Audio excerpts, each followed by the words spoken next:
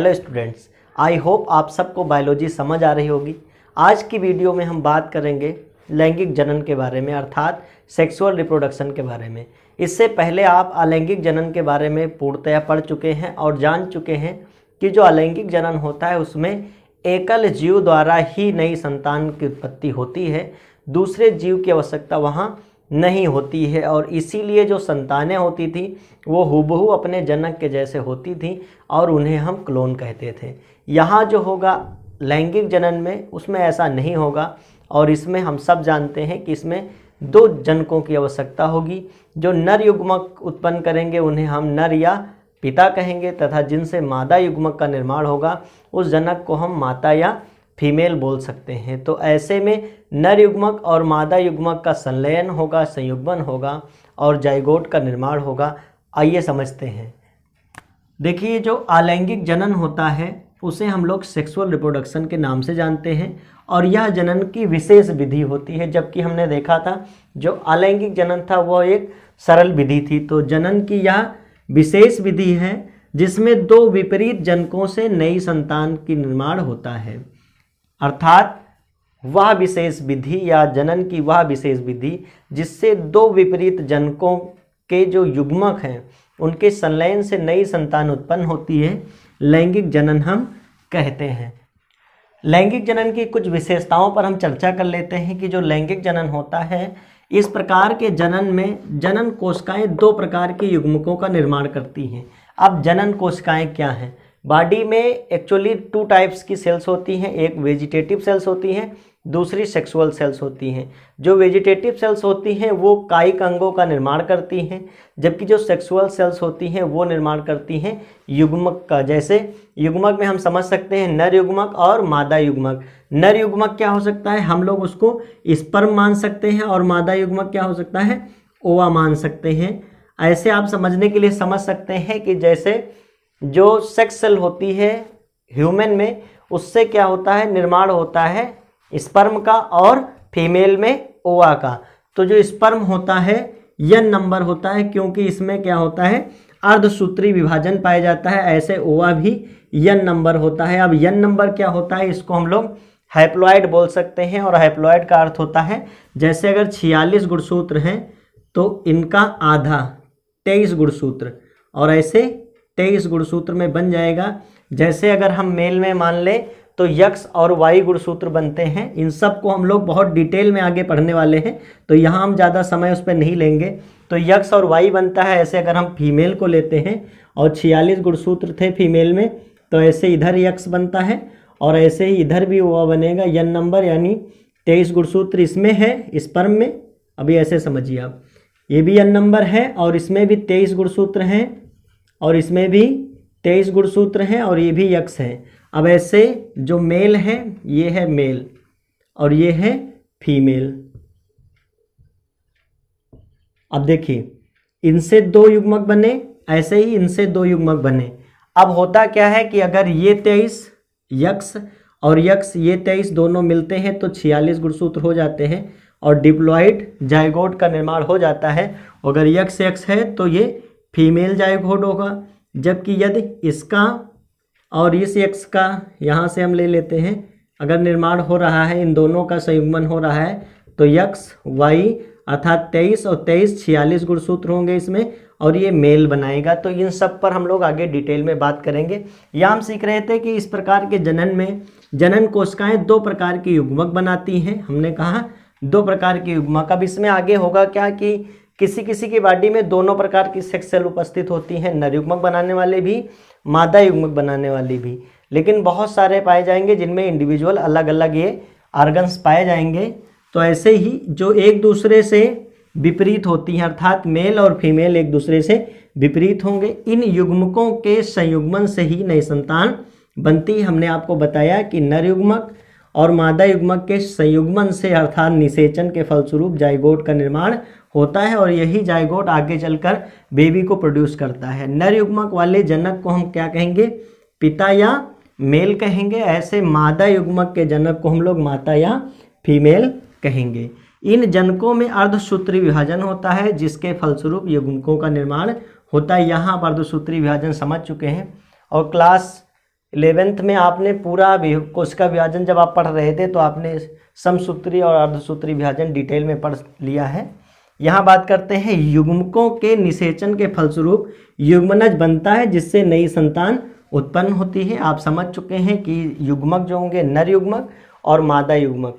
याद रखिएगा हमेशा, आई रिपीट, कि नर युग्मक और मादा युग्मक के संयुग्मन से ही जाइगोट का निर्माण होगा। इसीलिए कहा गया है कि दो जनक, और दो जनक का मतलब मेल और फीमेल, इन दोनों के संयुग्मन से ही नई संतान की उत्पत्ति हो सकेगी। संतान जो होती है वो अपने जनक से पूर्ण रूप से समान नहीं होती है, अर्थात हूबहू अपने जनक के जैसे नहीं होती है।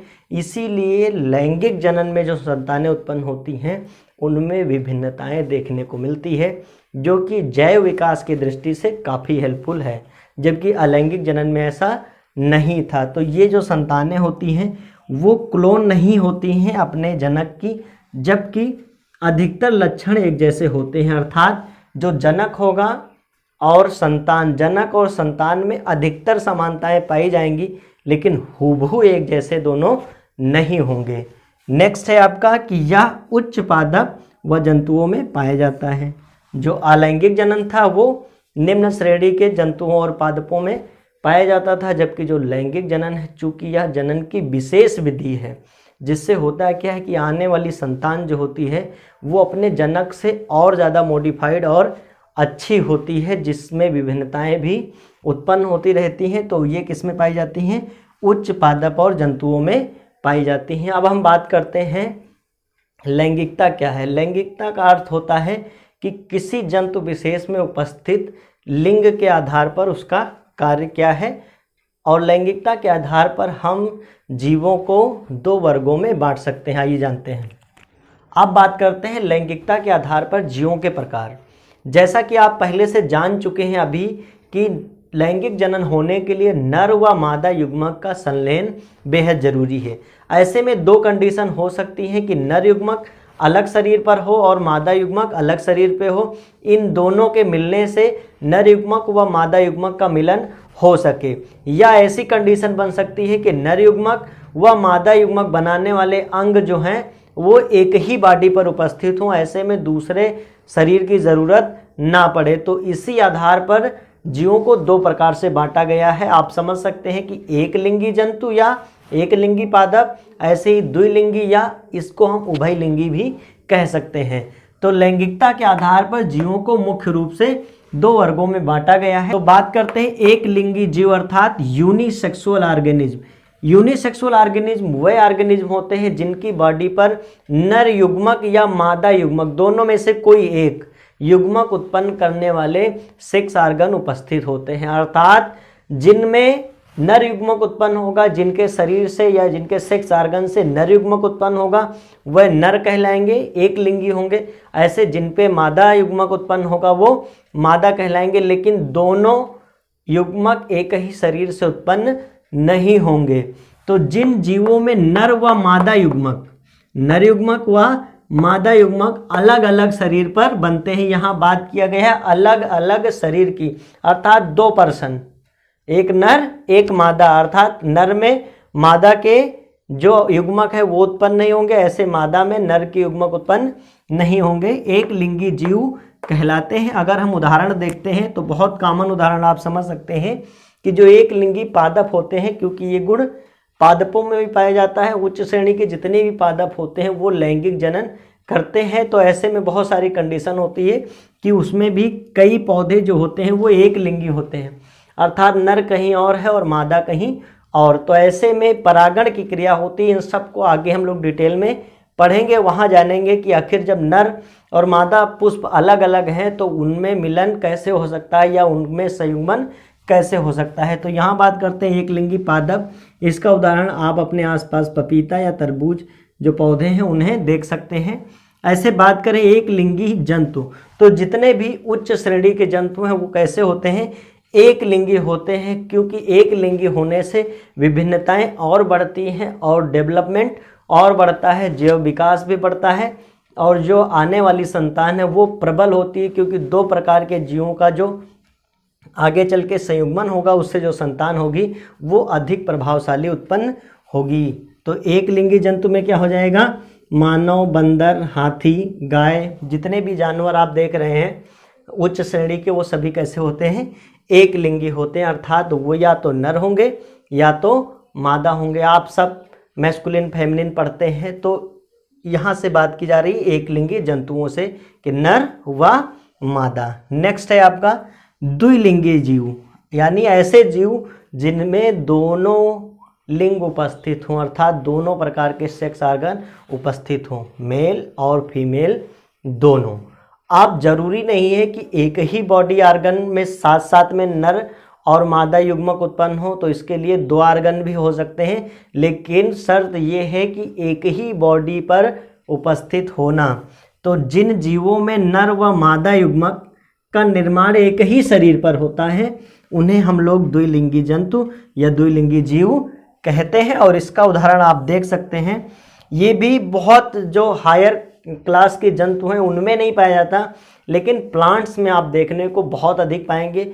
चूँकि प्लांट्स में होता क्या है कि प्लांट्स इतना अधिक मूव तो कर नहीं सकते, तो ऐसे में इनके लिए ये जरूरी हो जाता है कि वो कैसे हों, द्विलिंगी हों, अर्थात उनमें परागण आसानी से हो सके। इसीलिए मैक्सिमम आप प्लांट्स कैसे होते हैं, द्विलिंगी होते हैं, जबकि मैक्सिमम आप एनिमल्स कैसे होते हैं, जो उच्च वैरायटी की हम बात कर रहे हैं, उच्च कोटि के या उच्च श्रेणी के जो जंतु होते हैं वो मैक्सिमम कैसे होते हैं, एक लिंगी होते हैं, जबकि पौधे कैसे होते हैं, द्विलिंगी होते हैं। तो ऐसे हम देख सकते हैं द्विलिंगी पादप कौन हो सकते हैं, सरसों है, गुड़हल है। ऐसे द्विलिंगी जंतु कौन हो सकते हैं, जोंक और केचुआ, ये दोनों एनिलिडा संघ से हैं और दोनों कैसे हैं, बाइसेक्सुअल है, अर्थात मेल और फीमेल दोनों प्रकार के सेक्स ऑर्गन इनकी बॉडी पर उपस्थित होता है। लेकिन आगे चल के जब भी आप सीखेंगे तो आप ये भी जानेंगे कि इनके जो दोनों सेक्स ऑर्गन होते हैं वो एक साथ मैच्योर नहीं होते हैं, अर्थात फीमेल पहले मैच्योर हो जाती है, मेल बाद में मैच्योर होता है, या मेल पहले मैच्योर हो जाता है और फीमेल बाद में मैच्योर होता है। तो ऐसे में इनको भी दूसरे साथी की ज़रूरत होती है। तो हम इतना जान चुके हैं कि 2 प्रकार के युग्मक उत्पन्न करने वाली दोनों जीवों को, एक को हम नर कहेंगे और दूसरे को मादा कहेंगे, और नर व मादा के संयुग्मन से ही क्या बनेगा, युग्मनज का निर्माण होगा। इन दोनों के युग्मक आपस में क्या करेंगे, फ्यूजन करेंगे, और निषेचन के फलस्वरूप क्या बन जाएगा, जाइगोट बन जाएगा, और ये जाइगोट आगे जा कर के नए जीव या नई संतान को निर्माण करेगा। बहुत सारे कंडीशन में, यहाँ आपको ये भी बता दें, बहुत सारे कंडीशन में होता है कि जब निषेचन की क्रिया होनी होती है तो नर व मादा युग्मक आपस में एक मीटिंग करते हैं जिसके फलस्वरूप निषेचन होता है। तो इसको हम आगे पढ़ेंगे। तो मिलते हैं अगले वीडियो में, तब तक के लिए यूं ही पढ़ते रहिए, हमेशा मुस्कुराते रहिए, अपना और अपनों का ख्याल रखिए। बहुत बहुत धन्यवाद।